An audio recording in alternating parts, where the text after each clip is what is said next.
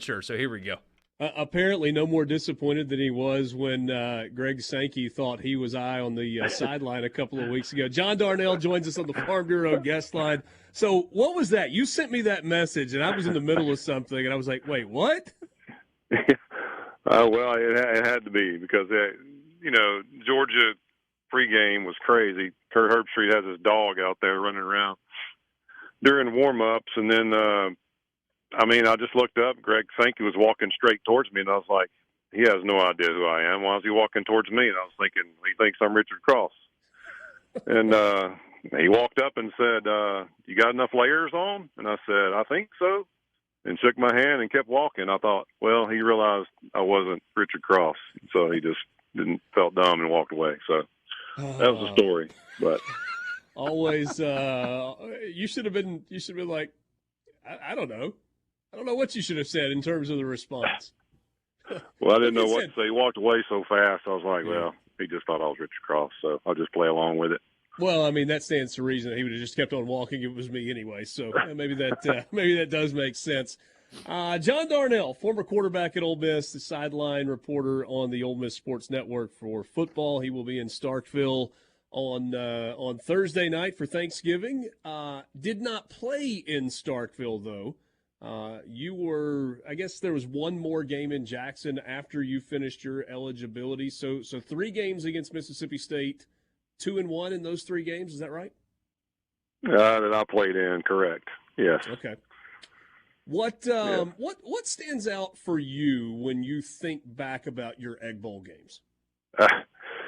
Well, see, we talk about this every year, but just the amount of Mississippi guys we had on our roster and the amount they had on their roster. I mean, I think back and back then it was a North-South All-Stars that played together. That's the only All-Star game we had. We didn't have the Alabama-Mississippi All-Star game. And I remember 9 guys off the North went to Mississippi State. And we had like 6 that went to Ole Miss. And then on the South, there was, 4 or 5 went to Ole Miss and 5 or 6 more that went to Mississippi State. So we had played that, been down there that whole week and played against each other and got to know these guys pretty well. And then obviously played against some in high school. So it was, it was almost like, you get down to the last game and it, not only is it a rival for the fans, but you want to beat the guys that you played with and played against in high school. So that's kind of what I remember the most. And then, having to play in Jackson when it being like a neutral crowd. So, and it always rained. I mean, I think we talked about this last year. I think Bo Russell said in our thing last year that they spotted the ball one time and the ball floated away.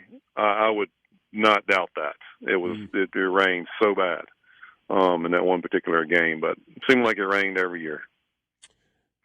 John, did you guys ever talk when you were playing about, man, I wish we could play these games on campus? Was there any buzz or any whisper that might be coming? Never even thought about it too much for this game, but I know when we were at Ole Miss and had to travel to Jackson to play LSU or Arkansas, we did not like that. That was not fun because it felt like we were having to travel further than the other team sometimes and, stay in Jackson and play. And I know that was good for the Jackson people and the fans and everything to have to drive to Oxford, but we would have loved to have played every home game on campus for sure. And we're at a point now where it's almost impossible to imagine any other way. I mean, 1991 was the first year it was back on campus, and the idea of going somewhere other than Oxford or Starkville for this game right now, I mean, it's a foreign concept. Oh, that's right. I mean, it's so much better on campus. I mean, I know the opposing fans don't like going to the other place, but it's just so much better and so much better atmosphere at both places, home and away.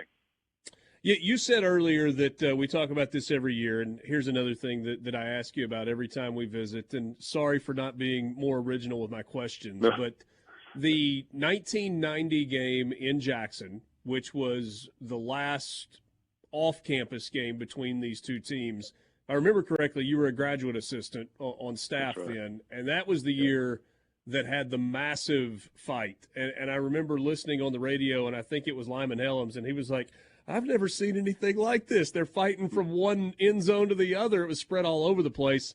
Remind us about that story and how it unfolded. That's the honest truth. I mean, it did cover almost 100 yards, and it's hard to imagine now how much coverage that would get if it happened now.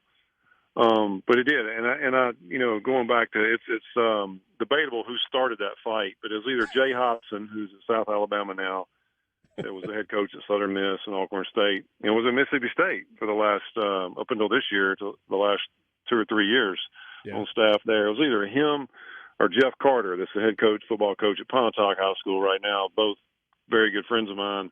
But they debate over who started that. And it was a punt return, and, one push led to a punch, and then the punch led to another guy coming in, and then somebody coming off the bench, and then more people coming off the bench. And then, there were people down. I can remember being in the press box saying, we were talking to the coaches on the bench saying, hey, you got 3-on-1 down here on the 5-yard line. Get down to the 5-yard line, near the dressing room. You got 3 Mississippi State guys on one Ole Miss guy, or so-and-so's got his helmet off. They're punching him. And it was just the wildest thing. And can't remember how long it took to clear all the field off or who got penalties or what, but I believe that's how it started. It was on a punt return, and those 2 guys were involved.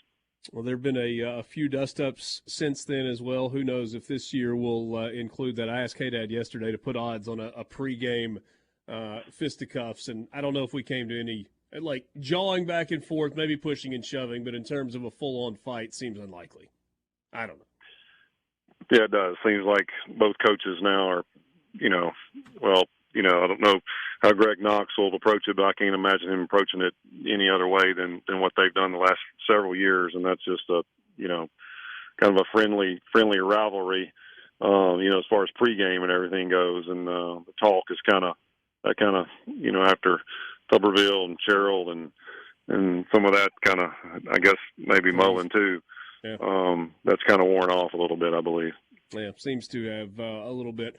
All right, so the game itself this week, I mean, Ole Miss obviously has had a better season than Mississippi State has. Bulldogs playing for bowl eligibility. Ole Miss playing for a 10-win season. What do you make when you look at this matchup between the two?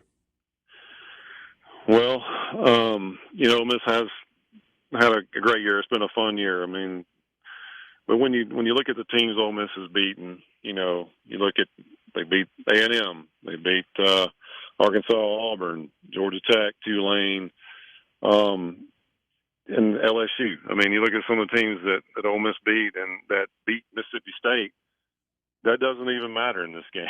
I mean, you can't justify like saying, well, since we beat LSU and they got killed by LSU, then you feel like we're going to win the game. It doesn't necessarily mean that. I mean, I think the matchup is different every week, and I think Ole Miss has a tough matchup. This defense, Mississippi State, to me, reminds me, just watching them on film, reminds me a lot of Tulane's defense, and that's not a slight on Mississippi State. Tulane's 10-1 and has a great defense. I think they're 10-1.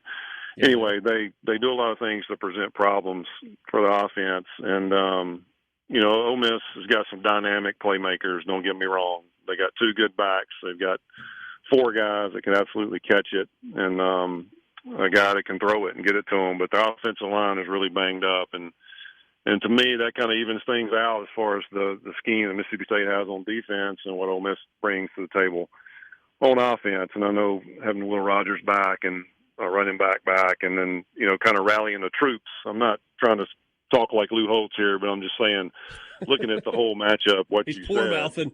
What you said is, I think it all makes sense. I really do. And, just being in Starkville and being a big underdog, I think they're going to come with everything. And people always say it doesn't matter what the records are, most of the time it doesn't. And I don't think that's any different this year. I think it's going to be a really close football game. Let me ask you this, and I'm not trying to paint you into a corner when I say this, but the flip side of throw the records out, do you not approach this and you go, look, like if you're Lane Kiffin talking to your team, you're a better football team than they are. Go out and play well and win the game. It's just that simple. You're better than they are. Go beat them. Is that part of the message? Well, you would think Ole Miss would have somewhat some confidence in knowing that they're 9-2, looking for number 10, and have beaten some really good football teams. and can be really good at times, but they can be really inconsistent at times. Yeah. And so I think the message is you got to go out and execute, as good as you have all year against anybody if you expect to win this football game. And like I said, last weekend was a kind of a makeshift offensive line, move center to guard, somebody else to center, somebody else to tackle. That causes some problems in your offense, especially when you run the kind of offense Ole Miss does. So we'll see on that. But, I would think Ole Miss would have a lot of confidence coming in. They feel like they've got a good football team, got really good players. But then you look at the other side, nothing to lose. Nothing to lose. They're going to come at you like they haven't all year against anybody else, and you just know that. John, thanks for your time.